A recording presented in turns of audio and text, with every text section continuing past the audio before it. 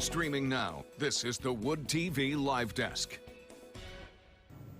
And good afternoon, everyone. Phil Penarski here with the Wood TV Live Desk. Hope you're having a great Thursday so far. Look who's back on the live desk. It's the amazing Maranda, and we're always happy to have her here on the live desk. But more specifically, we're happy to have her here today because she just debuted her annual spring break guide to help out families looking for some extra fun during those extra days off. Maranda, it is so good to have you back here today. Thank you for having me. And you know what? It doesn't feel like spring out there, but trust me, ask any teacher, ask any kid, and it's almost spring break. So this year we have spring break happening next week for some kids and then the following week for others.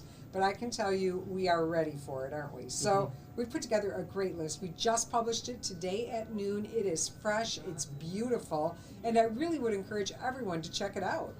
Absolutely, and we're going to get into just some of the items that people can find on this guide in a little bit. And as you mentioned, it is available to everyone right now over on our website. We've got links if you're watching us on Facebook in the description box in the comments section as well. But Maranda, when you're making this guide, talk to us about what are some of the things you take into account when deciding I want to have this in there. This needs to be in here. Or maybe families are really going to enjoy if I include this in the guide. Well, I always like to put some of the places families love to go, but we put it off. We're like, we'll do that sometime.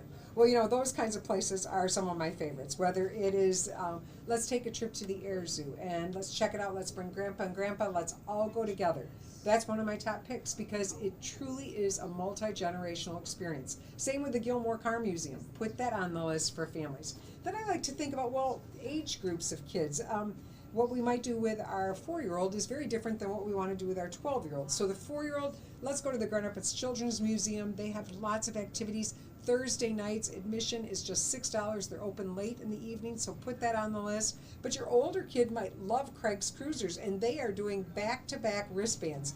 2 separate wristband groups every single day. That means your kids can play 2 times 3 hours a day. That's unlimited food, unlimited activities, arcades, the whole deal. So put that on the list. So I like to think about what families are really looking for, and then always those day trips.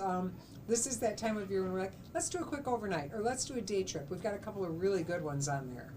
Absolutely. And there is a ton of stuff in this guide. I mean, I was just scrolling through right before we started, and I didn't even get to the end of it, and I was just scrolling right through. I mean, there's just a lot of different awesome events, activities, things for families to really enjoy. I mean, just talk about the process it probably took you guys when communicating with these different organizations and setting it up and finding out all of the different things that they're offering during this stretch for people on their vacations. Well, we are so thankful for so many great organizations in West Michigan that truly do put families first. So we have folks like the the Holland Museum. They have come together and said, we're going to do some special activities. They're kind of camps that families can sign up for, and kids. That's a really great one.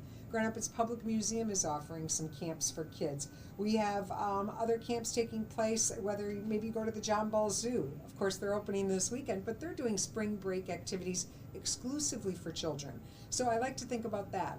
I also thought, everyone wants to be somewhere warm. And if you're not traveling somewhere warm, let's go to a place that's super warm. So Holland Aquatics is offering their Mega Splash events. They're doing these every single day during spring break.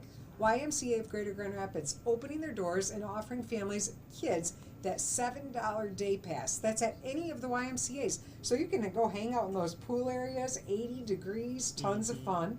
Croc Center this year is saying, we want families to come out too. So that first week of April, they're doing special activities, $12 a day. You have full access to the Croc Center. They're even going to be teaching some Ukrainian dancing to families. Wow. I know. So Phil, if you want to do some dancing, that's the spot to go. I've always wanted to learn. So, we're just looking for those unique things and also things that are very affordable or free for families. But just wanting families to know, let's use this time. Let's make some memories together and let's have some fun.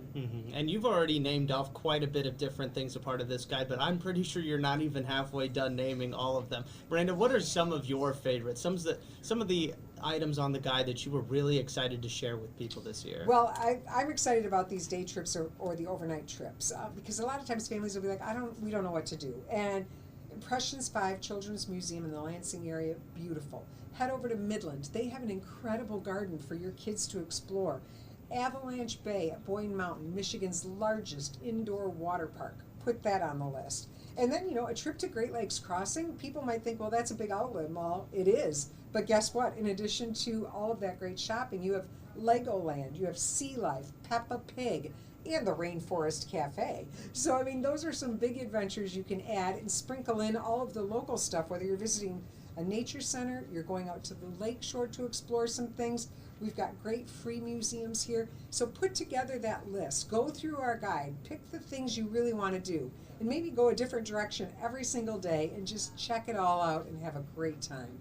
Absolutely. And again, I do want to mention that the guide is live right now. You can find it over on our website. And Miranda, before we let you go, when creating this guide, obviously you're thinking about how this is going to impact people and families and provide them a chance to really have some fun with their time off. But really, what is that other part of it? What do you really hope that these families and the people that check out this guide really get out of all the hard work that you and your team have been putting in? You know what? Our goal is really for families to just set aside some time to be together.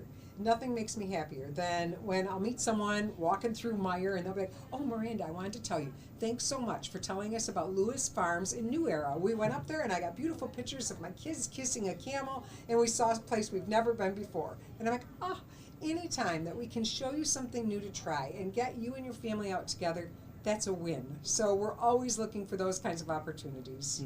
Absolutely. All right, fantastic stuff. Miranda, we love having you on here. Thank you so much for stopping by. As a reminder, one last time, the Miranda Spring Break Fun Guide can be found right now over on our website. We've got links for you also if you're checking us out on Facebook, that you can find the full guide right there right now, and be sure to utilize it during your spring break. Miranda, thank you so much for stopping by. We really do appreciate it. Thanks for having me, Phil. Of course, and I want to thank everybody else for tuning into this latest edition of the Wood TV Live Desk. I'm Phil Pinarski, and we hope you have a great rest of your day.